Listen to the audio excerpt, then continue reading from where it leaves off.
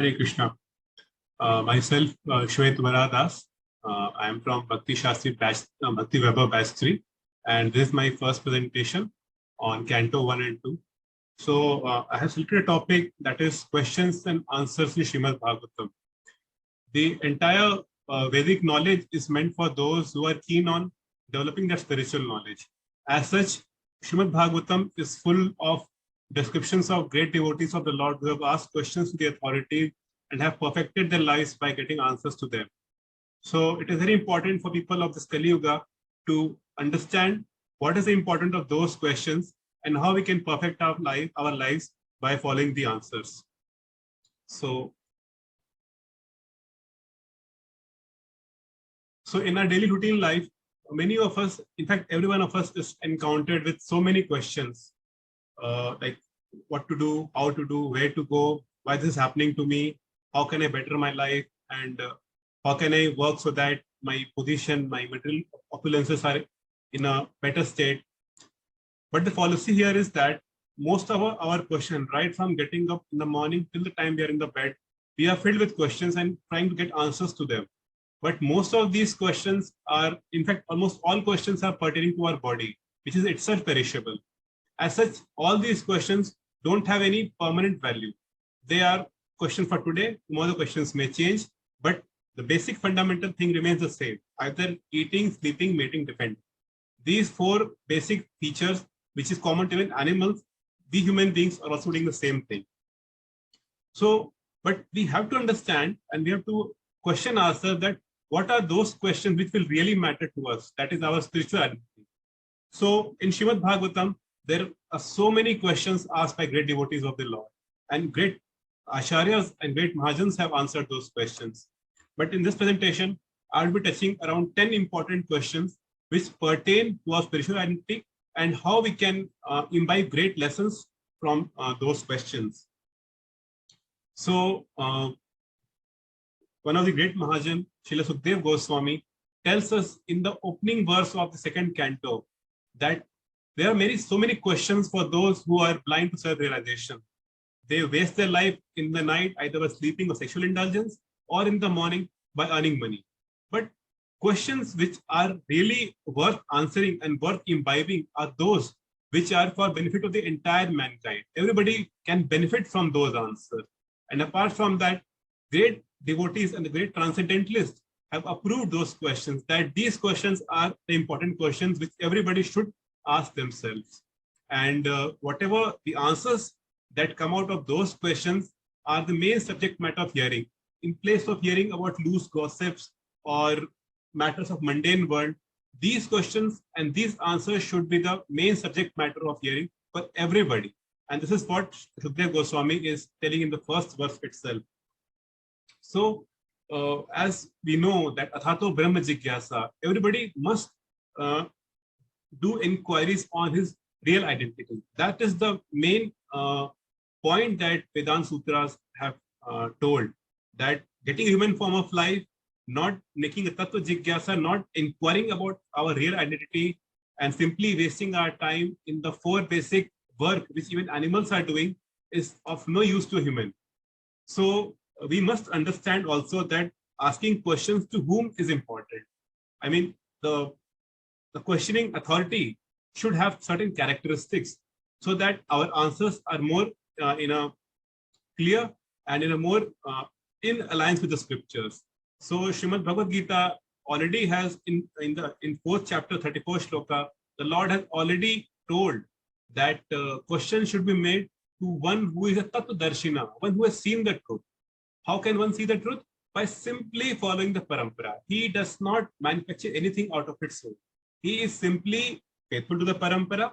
He has heard it correctly from his teacher and simply transmits to his student. He does not add or subtract anything from whatever he has heard. And apart from that, he is also exemplary in his behavior. That's why it's Acharya, Acharan. That's why that person shows by his personal behavior that whatever knowledge he has attained, the jnana that he has attained is actually a vijnana, that is realized. He has shown by his behavior.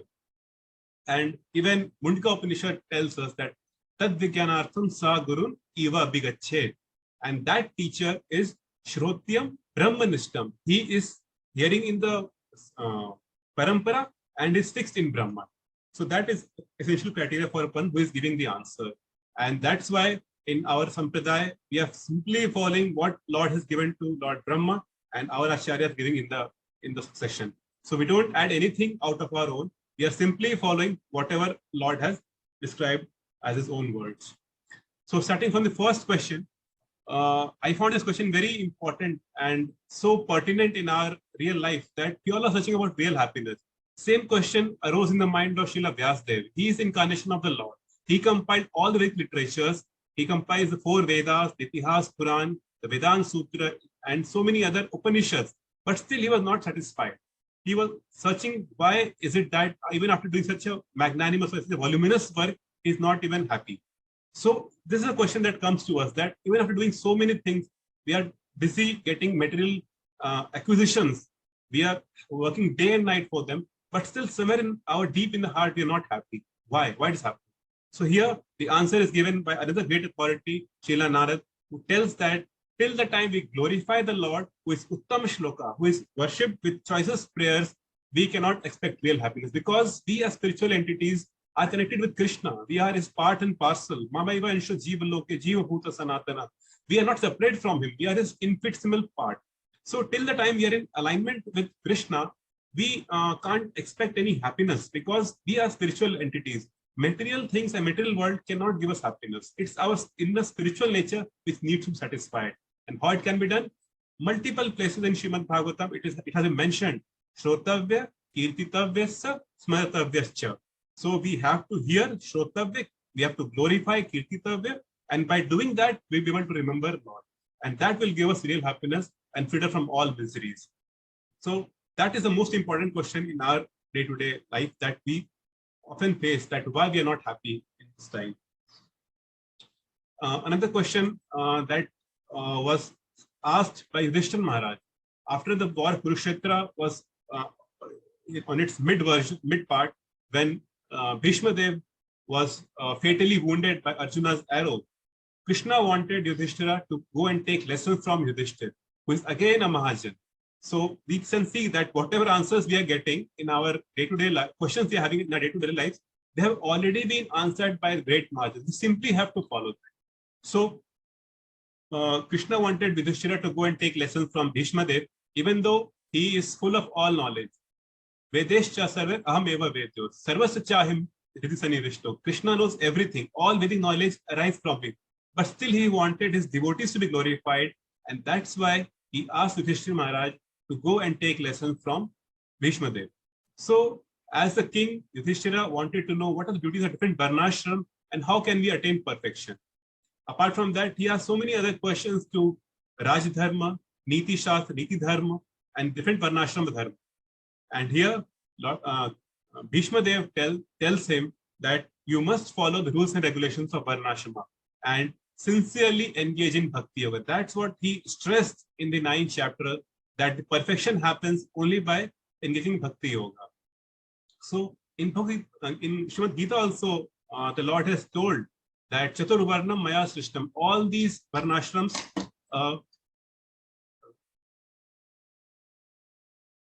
all the varnashram have actually arisen from the Lord. He is the creator of everything.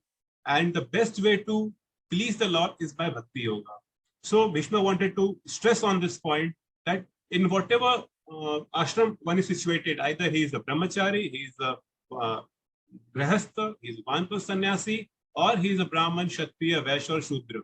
If being situated in any varna or any ashram, one is able to satisfy the Lord, then that can lead to perfection. Again, that has been proven in Srimad Bhagavatam, that dharma swanushtitha pumsam vishvat sen kathasuya na utpadet yadiratim shrameva hi kevala. If you're not satisfying the Lord by our work, it's only and only labor.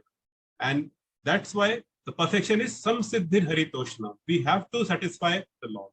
So that's an important question Yudhishthira asked, because he was a Rajrishi. He knew how to execute his duties, and he wanted to ask on behalf of common people that even though being situated in our varnashram, how can we find our way to perfection?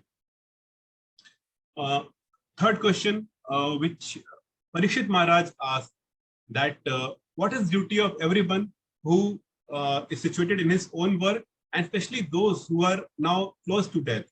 Nobody knows when the death might arrive for us. So actually everyone is Miriyamanam. Everybody is about on the verge of death. So his questions are very pertinent to everybody at all times, because death can strike us any moment. Now, as we know, Parikshit Maharaj was unjustly cursed by Shringi, son of Samika Rishi, because he seemingly insulted his father, and out of Brahma Tejas, the boy in immaturity cursed Parikshit Maharaj that he would be having a lifespan of only 7 days from today, because he has insulted his father. So a Mahabhagavata, as like Parikshit Maharaj, he never worried, and he was not much moved by this curse. He could have counter cursed, but then he took it as an opportunity to go more near to the Lord. So he fasted on the banks of Ganga river, and he questioned Shukdev Goswami that how we can go beyond death. How can we be fearless at time of death? This is our basic question that we are all seeking an answer, that we are all afraid of something. So the main cause of our fear is that we have assumed that we are this body. Bhayam dvitya abhiniveshata syat. Because we have assumed that our identity is our body, so that's why we are fearful. We have forgotten that our real identity is our spiritual nature, which cannot be killed or which cannot be destroyed at any time. Srimad Bhagavad Gita in 2nd chapter has given enough evidence for that. So Parikshit Maharaj asked on behalf of us that how can we prepare ourselves at time of death, and how can we be fearless? So again, the same answer was given by Shukdev Goswami, that we have to always hear, chant, glorify, and remember the Lord, because that is the way only one can get freedom from all types of fear. That is the only remedy for that, Krishna. And even in 6th canto, Lord Shiva tells Mother Parvati that Narayan para sarve na kutaschana bibhyati. So that bibhyati, that fear, is possible for one who is Narayana para, one who is surrendered to Narayan. He knows that he is part and parcel of Narayan. He is not afraid whether he is being forced to go to hellish planet or he is in heaven. His only whole and soul motive of life is to serve the Lord in all circumstances. So where is the question of fear? Because he has totally surrendered to the Lord, and Lord takes care of that devotee. And he himself has told, you have to not to fear, because I will take care of. So it is very important for people of Kali Yuga to take full surrender of the Lord and always glorify and remember Krishna. And that's how we can face our death in a more happy and confident.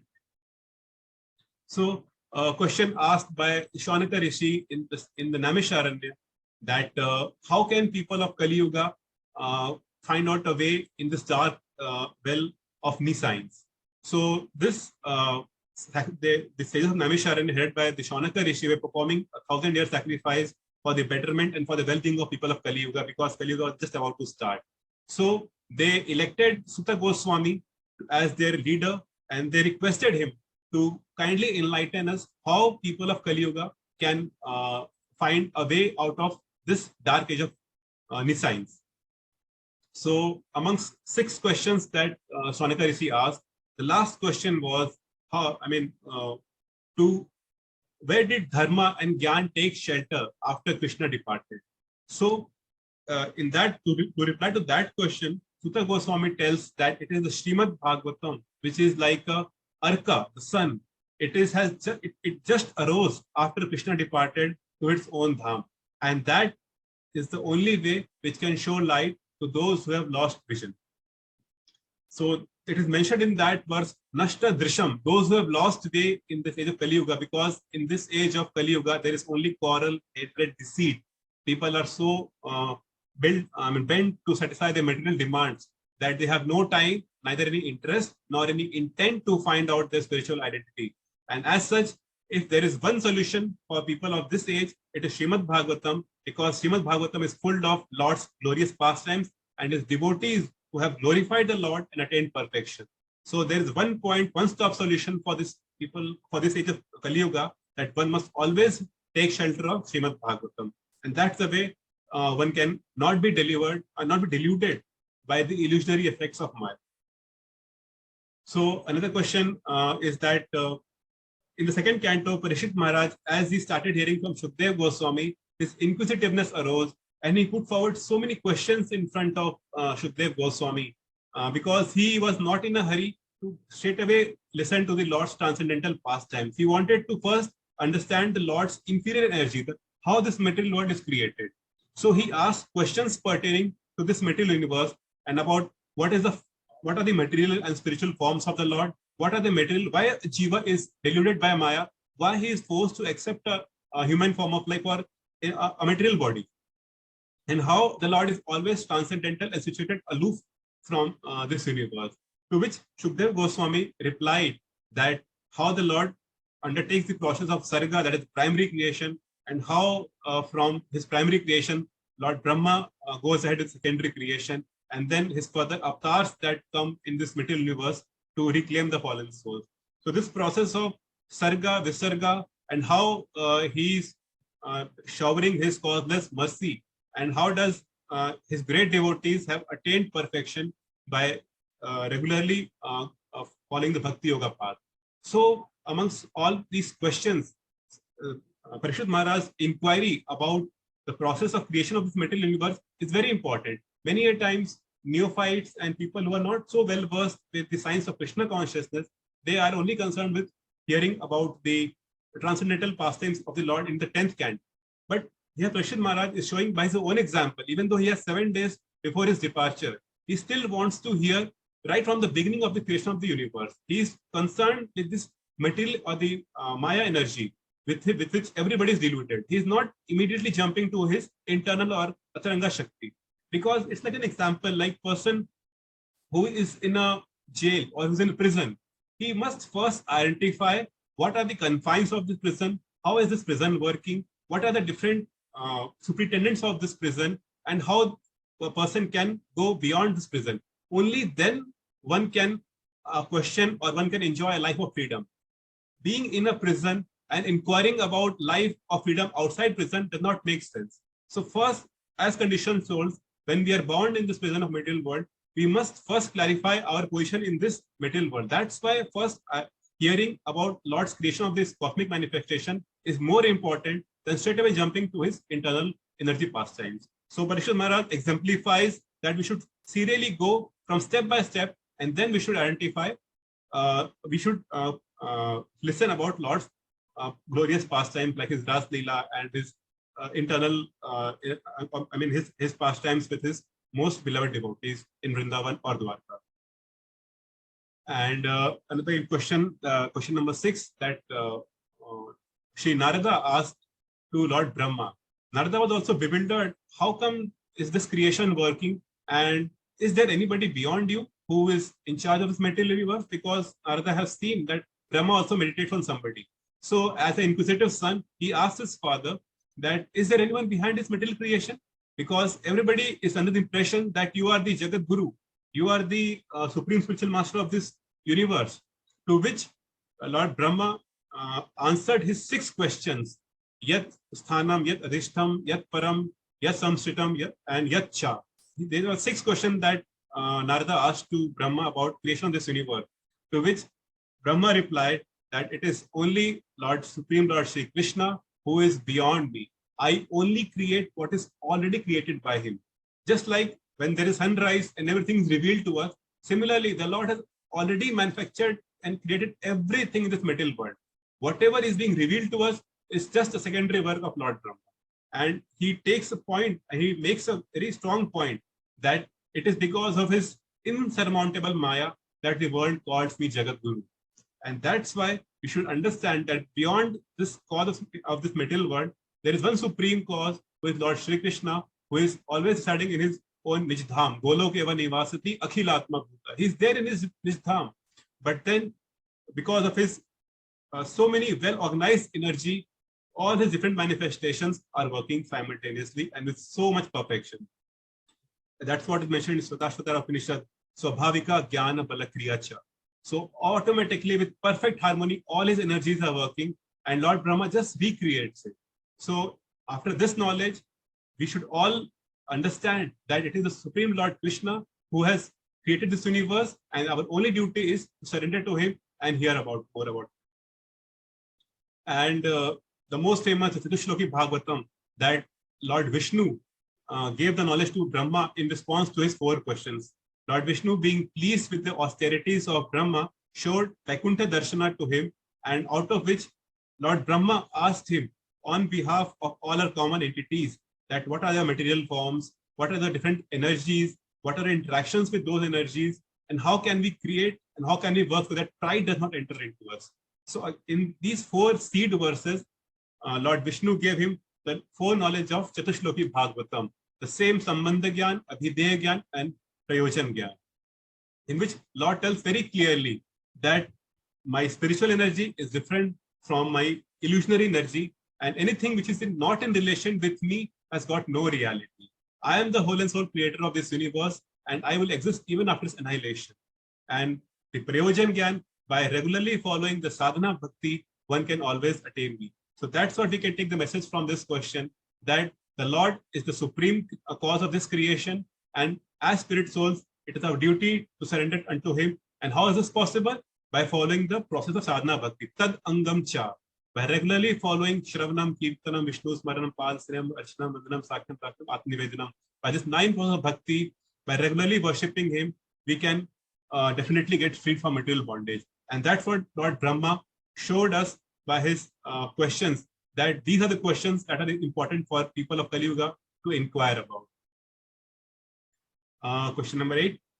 Parishit Maharaj, on finding that a Shudra person dressed up as a king was tormenting Dharma and Dharini in the form of bull and a cow, he wanted a statement of acquisition from those two against the personality of Kali. But such is the magnanimity of Dharma and Dharini that even though they knew that the tormentor is Kali, but still they believe that he is not the actual cause. There is something called immediate cause, something called the delayed or the remote cause.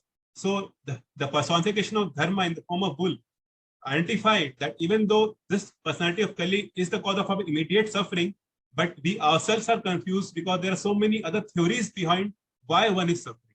In fact, we all wonder in our daily lives at why bad thing happened to good people and good thing happened to bad people. We have so many questions, we have so many complaints with the Lord. So by this question, the personality of Dharma tells us that it is not what is immediate cause, it is our own past karma, which the Lord as Paramatma, a super soul, has witnessed in our previous lives, and it is just bringing in front of us so that we can take lessons from it. And that's why both of them desisted from putting an accusation on personality of Kali, because they knew it is only the Lord who sanctions the suffering and enjoyment of a living entity. So we can learn from this question that rather than blaming others for our suffering and setbacks in life, it is best we surrender to Lord. We can see that it is a sanction from the Lord. Lord says in Bhagavad Gita 10.8, Aham sarvasya prabho bhato sarvam pravartate. It is being sanctioned by me. I am the cause of all this suffering. So, I mean, we should not crib on it, or we should not blame others. It is because of our own karma, and we can always face it. And Lord sees how we are facing this bad time. If we pass this bad time by full surrender, with true repentance, and with taking full shelter of the holy name, Lord sees that this soul has now repented, and definitely he will take us back to his abode. So that is an important point from this question that we can understand. So we must always understand that Lord has got a plan for it. This plan, immediately, it may not be, it may not be so obvious to us, as Bhishma Dev tells in his instructions to the Pandavas that Nahi asa Karishit Rajan Kuman Ved Vidhitsitam. Nobody knows what is the plan of the Lord. It is only known to him. It is inconceivable. Prabhupada writes that it is useless to inquire about it. We should not sit back in anxiety and think that what will happen after this, what will happen after this, how can this problem be ended. Our only duty is focus on the immediate problem with a broad visualization of Lord's plan. We should make efforts to solve the problem and at the same time fully dependent on Lord's mercy. Question number 9, which Yudhishthira asked to Arjuna when Lord was about to leave this Dharadham, and King Yudhishthira noticed that inauspicious signs and signs of quarrels have arisen in his kingdom, and places have lost their beauty. So he was wondering and he was asking Bhima that why Arjuna has not returned and why is that places have become deserted, animals have been behaving very strangely, they're vomiting fire, there are so many inauspicious stars, the deities in the temple are crying, and cows and bulls are not giving milk. What is this happening? I mean, has Lord Krishna departed? Because with him came all the happiness. Without him, there is no actual happiness. And to which Arjuna confirmed that, yes, my Lord, my most dear friend has left me. Vanchitoham Maharaja Harina Bandhu Rupina. So, because Lord has departed from this world, that's why all of us have lost their beauty. So we can understand that if we bring back Lord in our lives, maybe physically in his revealed form, he may not be with us, but there is no difference between him and his holy name. So if we chant this holy name, if we regularly call upon him with full surrender, with full dependency, and depend only on his causeless mercy, he will definitely be with us. And once he is with us, all our life's problems will be solved. Life would not appear so deserted or so problematic, because if there is Lord, there is no role of darkness. Yahan Krishna, tahan nahi Maya andhakar. Wherever there is Krishna, there is no role of any darkness of ignorance. So that's why we can take lesson from this question that we only need to bring back Krishna in our lives. It is always possible by taking shelter of a guru and taking instructions from the spiritual master and taking full surrender and full shelter in the holy name. Because when Krishna is with us on our tongue, definitely problems will not bother us to that extent. And that's what we can learn from this question, because Krishna is the source of all pleasure and happiness. In one of the verses, it has been mentioned that the day Krishna left this human, is this Bhuloka, the same day the personality of Kali started exerting its full effects. So as long as Krishna is not there in lives, we cannot avoid quarrel, we cannot avoid deceit, we cannot avoid the ill effects of Kali Yuga. But the moment we bring back Krishna in our lives, things will automatically fall in place. So another question which I found very pertinent in the conversation of Dharma and Dharini in the form of bull and cow is that initially Bull, the personality of Dharma, asked the cow, who was very grief-stricken, lamenting and wondering, as if searching for his lost calf. And Dharma asked, why are you in such a sad state of fear? What is the cause of suffering? It is because Dharini, who was the cow, she told very clearly, who can tolerate the pangs of separation from the Lord? I mean, as long as one is in a Bahirmukha state from Lord, he does not feel any separation from the Lord. But once our inner love for Krishna is evoked, we cannot stay even a moment for it. That is the level of loving relation that a devotee has with the Lord. And in that state, one always feels separations from. Same was with Dharini. As long as Lord was there in this Dharadham and he used to walk on the surface of the earth, it is mentioned that the grass would stand erect, just like hair standing on end, out of anxiety, because a devotee and a Lord are inseparable. They have such a sweet relationship that there is always exchange of rasa between them. So if suppose we love someone who is very magnanimous, or someone who is very famous, very powerful, so we ourselves feel so much gratified that we know such a big person and he is in relation with us. So what can we say about Lord? Lord is the owner of everything. If we share this sweet relationship of the Lord, there is definitely so much of separation if that person goes away. So we can understand from this question that the only thing that we need to work is reviving our lost relationship with Krishna. Once it is revived, all the problems in life are solved, and we definitely would return back to God. So that is the message that we can take from this question. So there's so many questions, but I found these 10 questions as the most relevant ones. And that's why it is very important that we take messages from these questions. So the entire summary can be in this way, that we have to ask questions, not those pertaining to our body, like where to take food, where to sleep, how to increase our bank balance. Those questions would not matter maybe 5 or 10 years down the line. When once is debilitated, invalid, on the deathbed, all these questions about how to earn money and how to get a bank balance won't matter. So questions which pertain to our spiritual identity must be asked. And those questions would definitely identify the proper position of a jiva, the Lord, and the Prakriti. Only then we will be able to progress in life. And Questions should be asked only to the authorities, not to anybody or our relatives who themselves don't have any authorized knowledge. Questions should be asked to a bona fide authorized spiritual master. And once we get those answers, it is important for us to follow on those footsteps, because Mahajano yen gata sapantha. Mahajans have already treaded that path. So once we take that path, we are assured of a success. Just like Parikshit Maharaj, Yudhishthira Maharaj, they were Rajrishis, but still they followed the advice of great people like Sukadeva Goswami, Bhishma, and then they perfected their life and returned back to Godhead.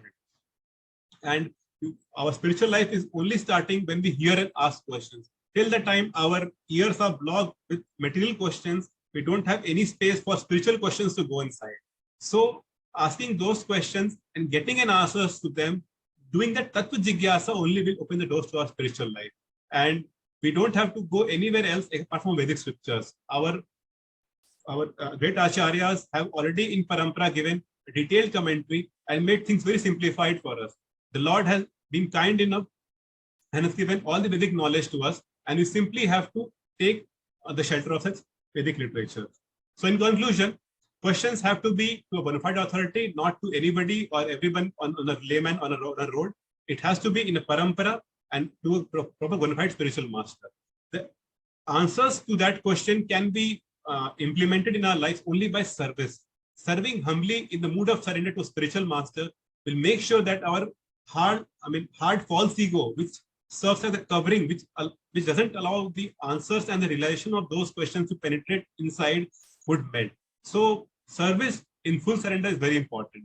And as already we are Mand Sumanda Matyo, Mande Bhagi Upadrita, Alpayusha. We are all Alpayush. We hardly have any time.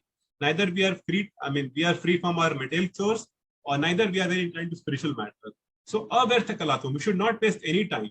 We should always keep our focus on Krishna, make questions, serve our authorities, get the answers, and implement on them. And regular Shastra Dhyan and following whatever our acharyas have told is most important.